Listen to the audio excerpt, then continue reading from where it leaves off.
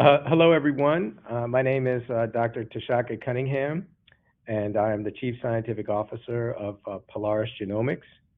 I'm going to be talking to you today about some of the emerging technologies and methods in molecular diagnostics that we've been working on, particularly our PTS-ID test. The title of my talk is PTS-ID, Developing Precision Behavioral Health Diagnostics for Post-Traumatic Stress Disorder. And the learning objectives for today will be to learn about genetic biomarkers related to post-traumatic stress disorder, learn about pharmacogenetic biomarkers that impact antidepressant treatment of PTSD and other conditions, as well as to understand how genomics overall can improve our diagnosis and treatment of mental behavioral health. This is a topic that is really near and dear to my heart and the heart of my co-founders, who are both veterans. And as someone who has been a scientist who also worked for the Department of Veterans Affairs before, the plight of veterans and particularly service members dealing with PTSD has been something that I've not only seen firsthand, but have really wanted to impact in some positive way throughout my career. And why we do what we do is because of people like Todd. This is Todd. He's actually a veteran, a colleague of my co-founder, Charles Catherine, who's a 23-year Air Force and Public Health Service veteran. Todd was a Special Forces officer who had undiagnosed PTSD, and due to that, lost about 7 years of his life before he was able to get properly diagnosed and treated. And people like Todd are the reason why we're trying to do what we're doing, which is to try to use the power of genomics and precision medicine to allow for earlier diagnosis of PTSD so that individuals like Todd don't fall through the cracks. Todd was actually a success story because he was able to get diagnosed even though he lost about 7 years of his life. But that's not the case for many a veteran. There are over 22 veterans a day that commit suicide each day, due in part to mental behavioral health conditions that go undiagnosed or underdiagnosed, such as PTSD. Right now, the current clinical standard of care are self-report survey diagnostic tools, and these can have low positive predictive values, and they're very subjective, and often the results can be clouded or impacted by stigma as far as how patients choose to report. And in addition, not everyone presents with the same symptoms, so these tools and their accuracy needs to be improved. And that's part of the reason why we're really trying to see how much we can improve the accuracy of these types of diagnostics.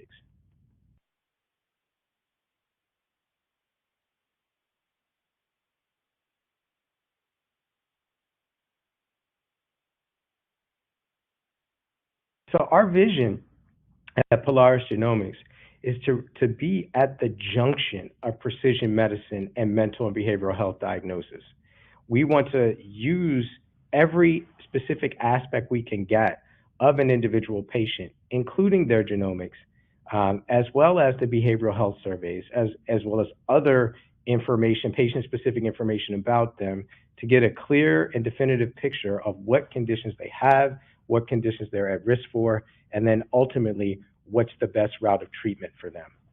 I'm going to be talking to you today about some of our genetic diagnostic tools that we're developing, particularly our TrueGen1 assay, as well as our PTS-ID test, that are looking for genetic biomarkers that can show you at a very early time point which individuals are most at risk for severe mental behavioral health conditions like PTSD.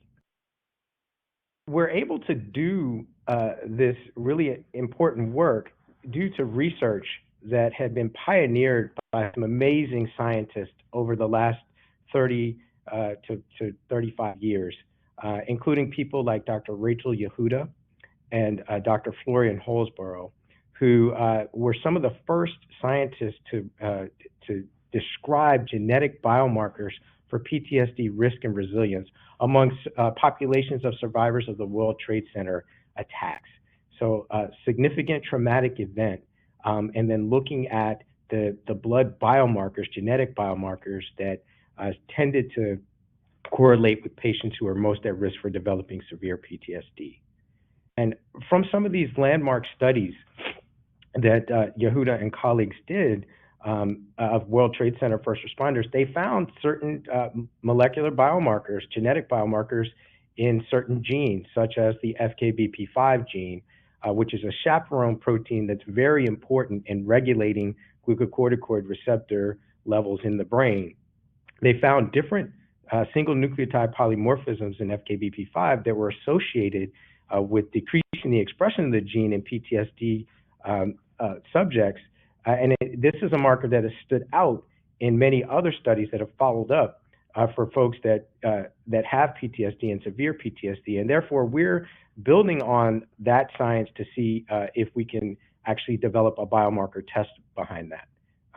This 2009 paper was followed by a patent of these biomarkers that was issued in 2016.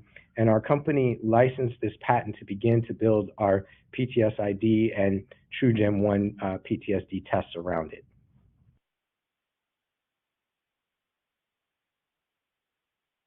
The science within the patent is really fascinating because not only did the researchers observe genes that were differentially overexpressed, there were also genes that were underexpressed, and there were patterns of genes, differential expressions that were noticeable in individuals that were susceptible to severe PTSD versus those who experienced the same trauma and didn't show signs of PTSD. So our first test is going to be really highlighting the markers that have been most reproduced in the literature, in this case FKBP5, which has been shown to be differentially regulated in a number of different circumstances, not only in the blood, but also in the brain. So changes in FKBP5 levels in the blood seem to also correlate with changes in the brain of individuals with PTSD from brain biopsies post-mortem.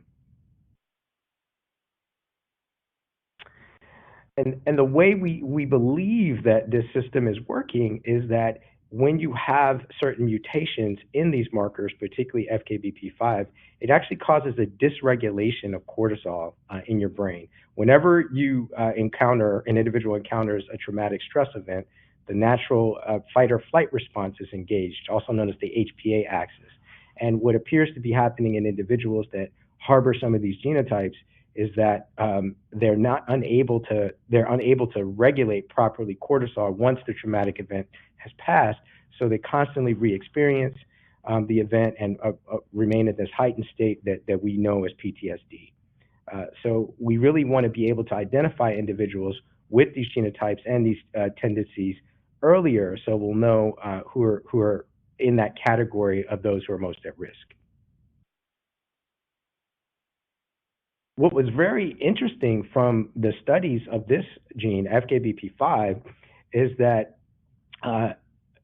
further studies showed that it's also a pharmacogenomic marker for antidepressant treatment, and that individuals that had certain variants of FKBP5 responded differentially to certain drugs that are used to treat depression and often used to treat conditions like PTSD.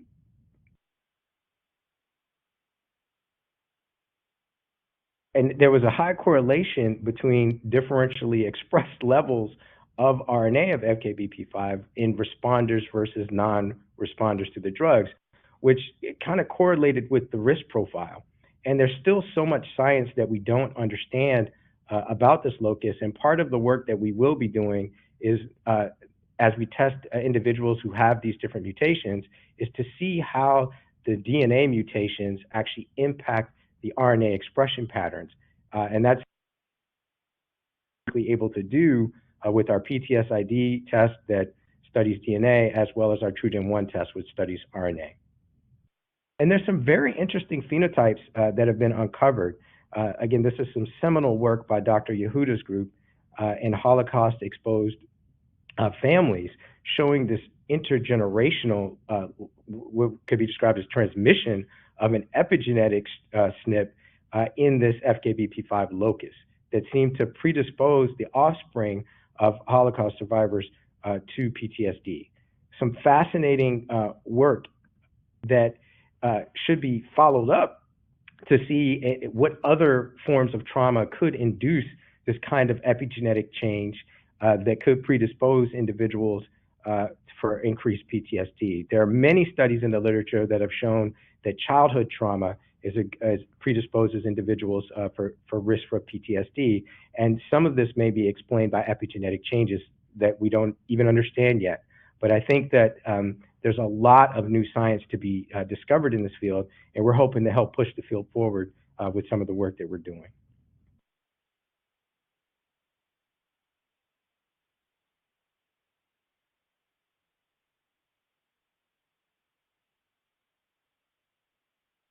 So what we hypothesize is happening in the context related to FKBP5 in the brain is just differential levels of this genetic biomarker that could be defining different conditions. And this is something that we really want to bear out through further study, such that decreasing expression of FKBP5 over in an individual could be correlated with post-traumatic stress disorder, whereas increased expression could be more correlated with major depression.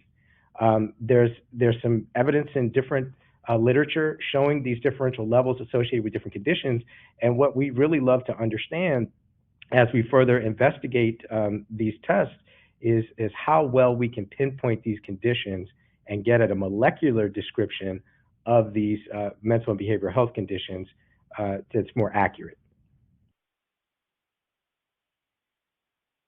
We're also excited about some new pharmacogenomic markers for antidepressant treatment. There's a standard class of pharmacogenomic markers that have long been studied that are the cytochrome P450 enzymes that govern metabolism of certain drugs. But there are different molecules, such as ABCB1, which is another pharmacogenomic marker for antidepressant therapy, that mutations in this marker could also be very important. This is actually a transporter molecule that allows antidepressant drugs to reach the brain. And certain genotypes of this are more efficient at allowing the molecules through than others. And so understanding not only the molecular basis of the diseases, what is molecularly defining PTSD, versus what molecularly defines major depression, will be important, as well as understanding what mutations the patients have that will make them more responsive to the treatments for those conditions.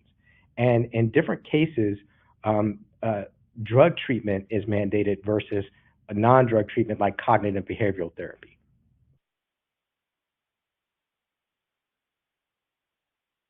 So again, this ABCB1 transporter is also in our TrueGen1 panel, looking at transcriptomic levels, but it's easily identifiable through various SNPs that have been identified for it. And we're really curious to see what the relationship of those SNPs are to the expression levels of these genes.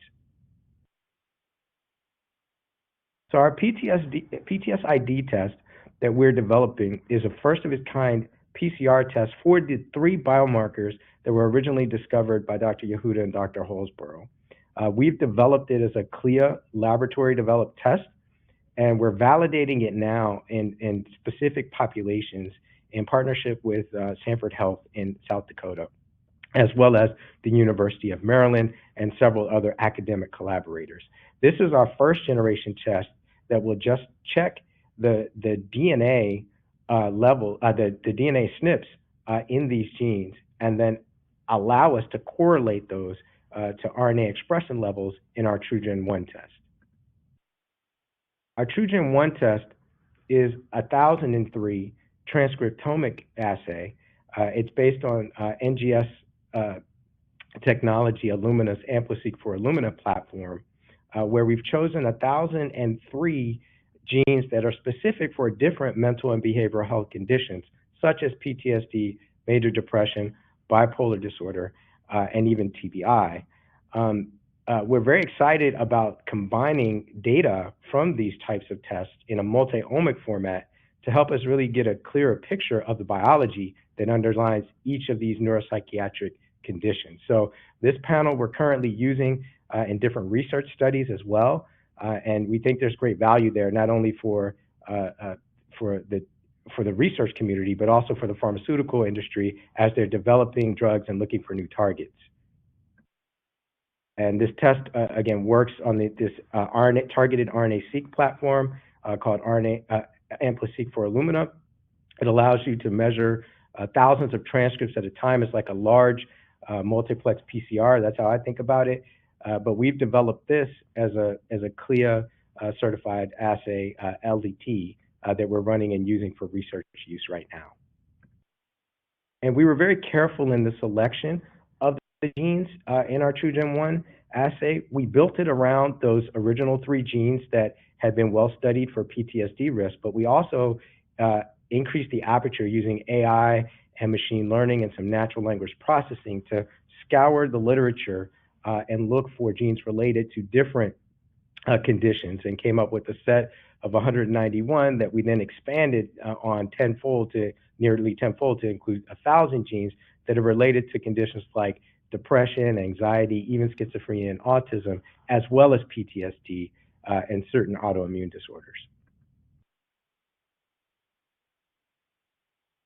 So with this test now in hand, we've analytically validated it and can use it for clinical use, and we're going to be applying to the FDA for a 510K de novo diagnostic with this test.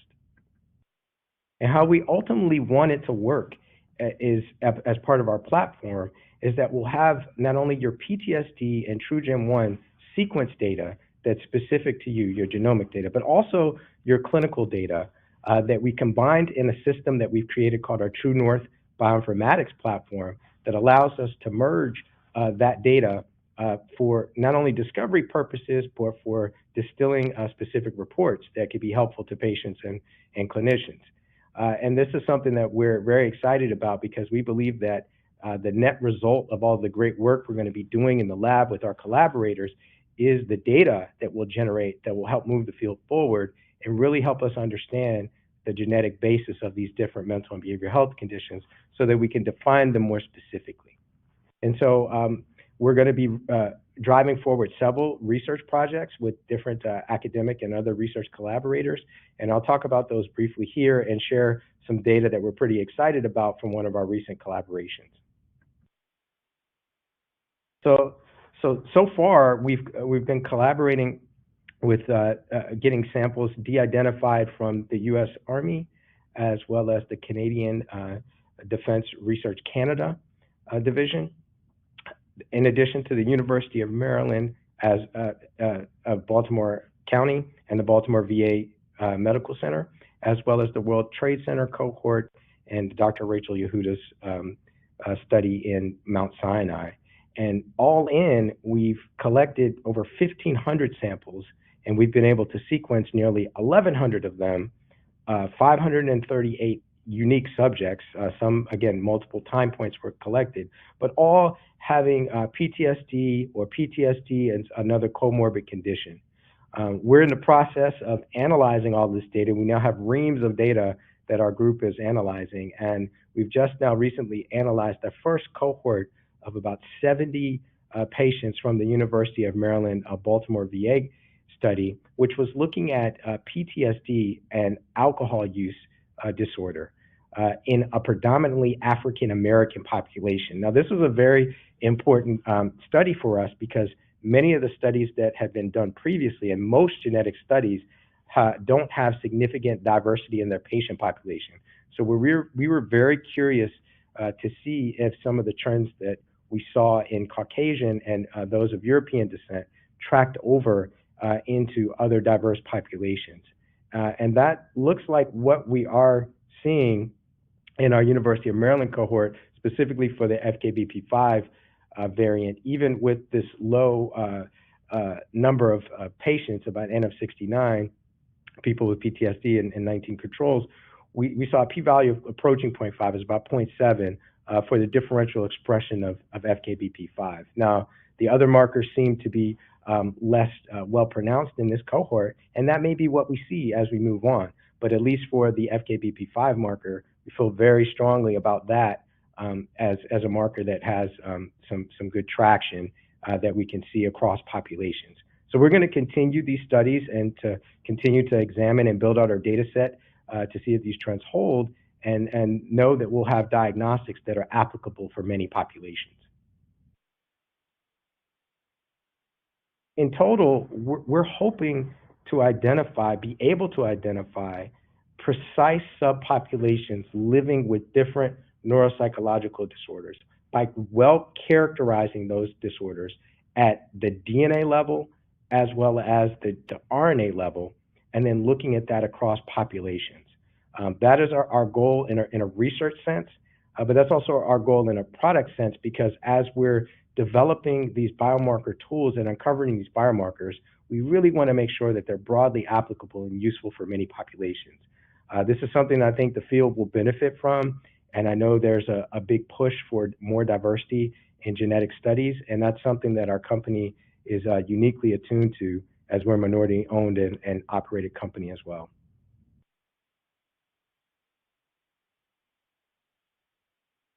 So I'd like to thank you for your time, and definitely encourage any questions about our product. I'd love to thank my colleagues who are really my inspiration that I work with. Charles Cathan, our CEO, who's an Air Force and Public Health Service veteran. Dr. Ann Leclario, our Chief Medical Officer, who's an Army veteran and former Surgeon General of the Army National Guard. And myself, who they let me hang out with them. I'm just excited about that. Also, who've worked at the VA and really care about all of these issues. So thank you so much for your time, and I encourage any questions and remarks.